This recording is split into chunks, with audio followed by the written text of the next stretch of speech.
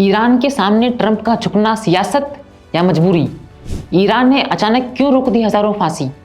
क्या ट्रंप और खामेनी के बीच हुई कोई सीक्रेट डील? ईरान में दंगे और अलर्ट पर भारत।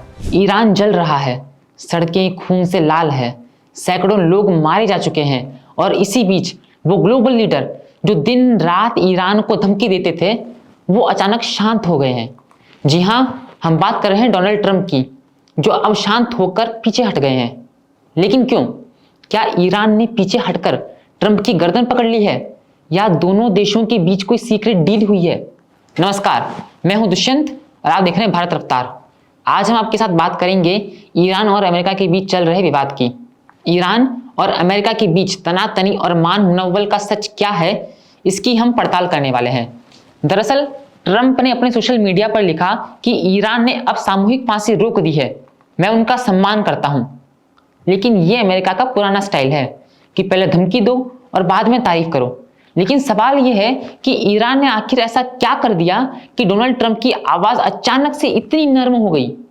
रिपोर्ट कह रही है कि ईरान करीब 800 लोगों को फांसी देने की तैयारी में था, लेकिन जैसे ही मामला अंतर्राष्ट्रीय स्तर पर भड़का, ईरान ने फांसियां रोक दी और इसे ही ट्रंप ने पॉजिटिव स्टेप बताकर अपना यू टर्न जायज ठहरा दिया। लेकिन भाई, ईरान के अंदर आंदोलन तो अभी भी चल रहे हैं और ट्रंप ये बात जानते हैं। ईरान की सड़कों पर माहौल ऐसा है कि जैसे 1979 की इस्लामिक क्रांति फिर से लौट आई हो। यहाँ पुलिस से जनता की झड़पें दिखाई दे रही है, इंटरनेट शटडाउन चल रहा है, जगह जगह आगजनी हो रही है।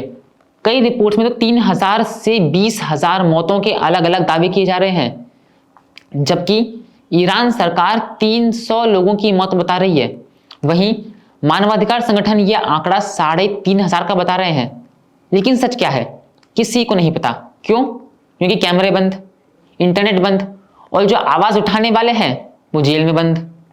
वहीं सऊदी, कतर और ओमान के अधिकारियों ने दावा किया कि उन्होंने अमेरिका से ईरान पर हमला करने से मना किया है, लेकिन ट्रंप ने उनके मुंह पर इनकार कर दिया और कहा कि मुझे किसी ने नहीं रोका, फैसला मेरा था।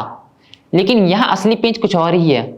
दरअसल ग्लोबल पॉलिटिक्स के जानकारों का कहना है कि ट्रंप कभी भी खुलकर हमला नहीं करेंगे। क्यों? क्योंकि ईरान पर जंग छेड़ने का मतलब है कि सारे खाड़ी देशों को भड़का देना, जो कि अमेरिका किसी भी कीमत पर नहीं चाहता। क्योंकि भाई, व्यापार भी तो अमेरिका के लिए जरूरी है ना। इधर ईरान में हालत बिगड़ते हैं और उधर भारत के करीब 9,000 लोग वहां पे अभी भी फंसे हुए हैं।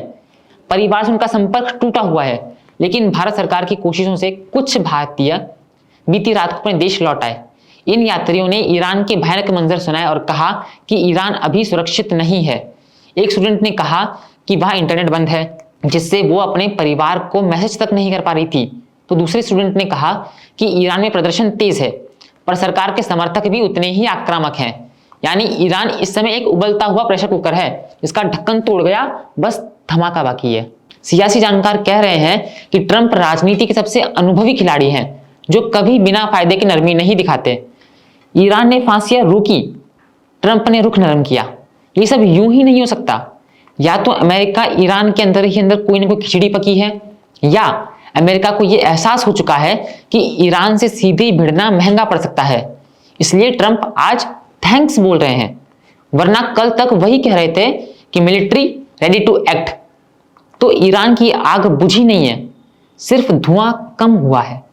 ट्रंप की नरमी राजनीति है या मजबूरी, ये तो आने वाले दिनों में साफ हो ही जाएगा।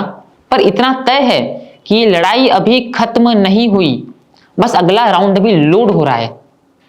इस एनालिसिस पर अपनी राय हमें कमेंट्स में बताइए और ऐसे ही और अपडेट्स के लिए बने रहिए हमारे साथ। मुझे दीजिए इजाजत। नमस्कार।